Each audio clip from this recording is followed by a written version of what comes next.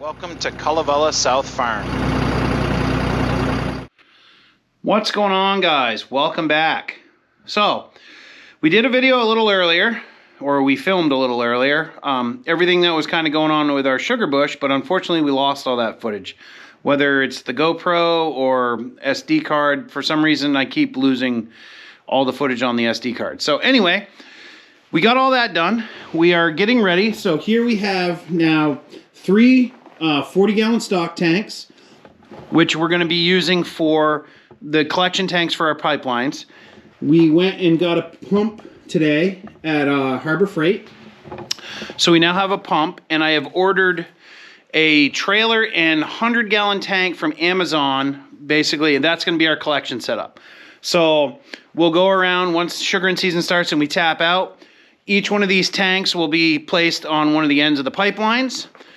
We will go around with the trailer and the pump. We'll be able to pump it to the collection tank and then bring it to the sugar house and the evaporator. Now, the sugar house, I have not figured that out yet. Whether I'm going to do something here in the back of the barn or if I'm going to actually build a sugar house. Unfortunately, I'm running out of time and the cost of building materials is up there.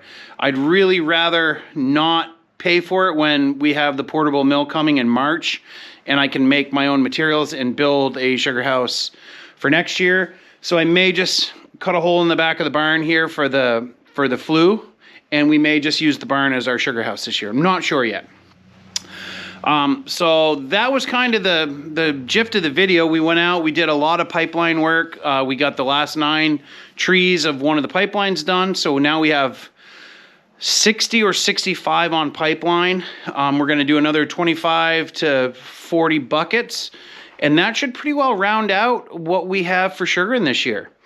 So that's kind of where we're at with all the sugar and stuff. We're making good progress for sure. And yeah, you know, we're just keeping everything going. So anyway, guys, because we lost all that footage, I figured I would actually do a video on our pole saw. So we actually just bought a new power unit for the pole saw. Our old KM90R steel finally gave up the go. She's had enough. 16 years, she owes me nothing, and she's done great. So we just picked up today a brand new power head for our pole saw, our leaf blower, everything else, which is a KM131R. Whoop, lost the light there. So I will do a review on that once we use it and check it out. It's very similar to the KM90R, just 16 years newer and a bit more powerful. So we'll be putting that on the pole saw to check it out. I really like Stihl's version of these adjustable tools. I can actually show you. So here's the old one here. This is the KM90R, which finally kind of gave up. But you can see on the end here, you can put various different tools on the end. So we have a cultivator, a leaf blower, a brush cutter, a pole saw, whole bunch of stuff for the end of it. These things are great. This has run, up until now, it's run flawlessly for me for 16 years. But the carburetor's shot, and basically with the cost of parts, it wasn't worth fixing. It was going to cost me probably about $200 to fix, and I could get a brand new higher horsepower one for 400 bucks. So it just made more sense to get a new one. So we picked up the new one. We'll do a review on that later, probably next week, when we actually put the pole saw on it and try it out. And we actually picked up today the correct files so that we can start sharpening the chains of the pole saw. So I have the Stihl 4-in-1 sharpener you guys have seen me use on the chainsaw. I picked up the proper file set to be able to do these smaller chains. This, as you can see, this chain's pretty small. So, and I have that one that's on there, and then I have 2 more over here that are all dull as heck. So I'm going to put these in the 4-in-1 sharpener, and we're going to sharpen up this chain and then put each of the other 2 chains on and sharpen them up good, and we're going to have a bunch of spares because I finally got the right file. So I think that's what we're going to do today, and yeah, we'll go from here, guys. All right, guys, so we put the smaller files in our Stihl 4-in-1 sharpener here, and it does work. It's not perfect, but it does work. This guy that I bought it from, the Stihl guy, he's like, yeah, it should work, but I've never actually tried it. So it does work. So basically all I'm doing here, let me get you guys so you can see, is basically sharpening these teeth. Now this is a Stihl 4-in-1 sharpener. It has a file for each direction and then a file for the raker, so that it takes everything down the way it's supposed to. It also has, if you see these lines here, it kind of gives you the right angle where you want to sharpen it. So you just kind of line it up. And I do usually 3 good passes, and then again, so like I said, this is not perfect, but it does fit and it does work. And it's easier than just hand filing it. So yeah, I'm going to sharpen up this one. We'll flip it and we'll do the other side. And then we'll do some of these other chains that we have.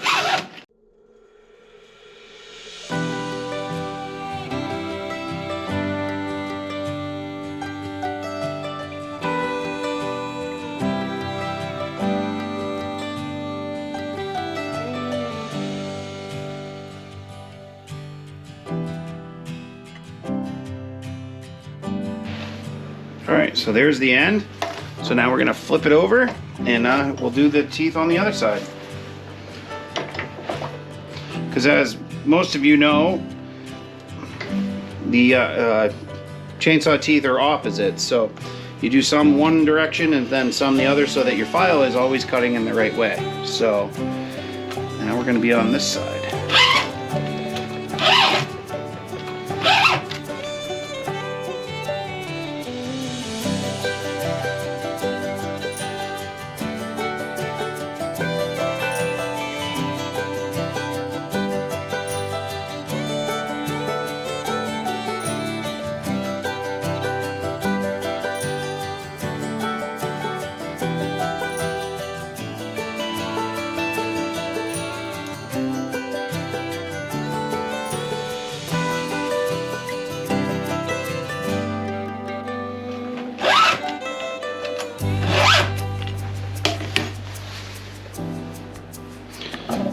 Alright guys, so that pretty much wraps up that chain.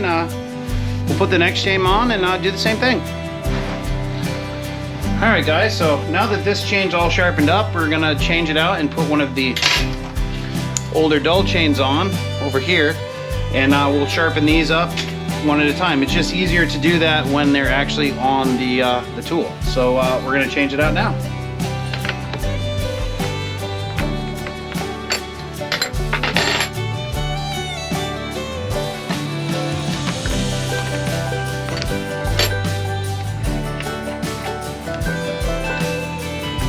One of the things I love about Stihl equipment is the captive bolts. It really makes it a lot easier, especially when you're changing them out in the woods, so you don't lose them.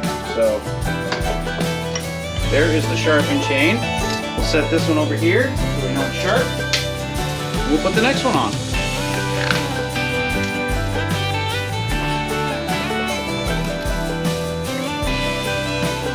Sharpen this one up, and we'll go through the whole process one more time. I have one more chain over here, and we'll probably just leave that one on, and we know that these other two are good and sharp.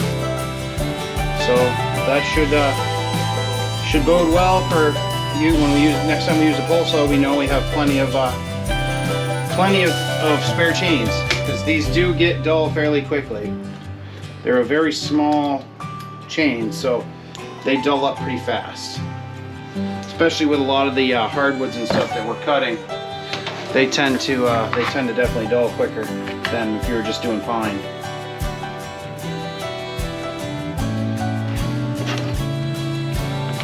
And we know we're just going to change it out again, so it doesn't have to be super tight, like we're actually going to use it. We just want it snug and enough so that we can turn it easily, which we can. We'll put it back in the vise here and sharpen her up.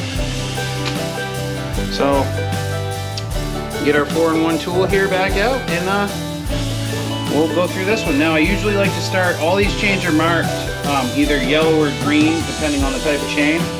So So I usually look for the marking, and that's where I start, so I know exactly where to finish when we're done sharpening, so we know we've gotten all the teeth.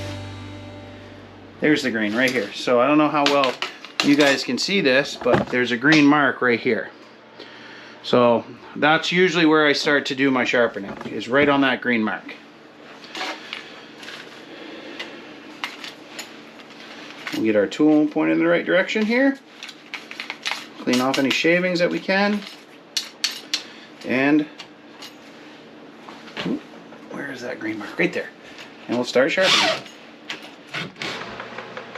Alright guys, well I hope you enjoyed this video. It wasn't really exactly the video that I was expecting to put out today, but it is what it is, and you gotta roll with the punches sometimes. So anyway, if you like these videos, please subscribe, hit the like button, and leave us a comment. Tell us what you think. And just remember, it'll be alright.